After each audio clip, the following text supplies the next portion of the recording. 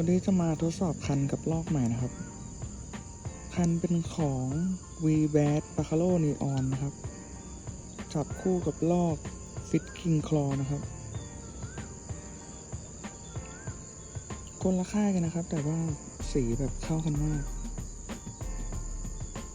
เดี๋ยวลองดูกันครับ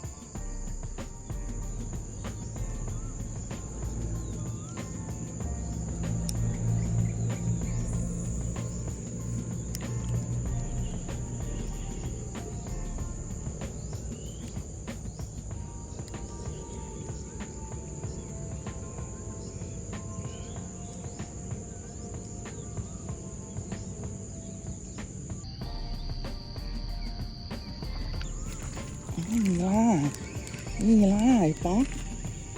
ซ่านะก่อนโอ้หลุดเฉยโอ้โหลงไปเอาปล่อยไปนะ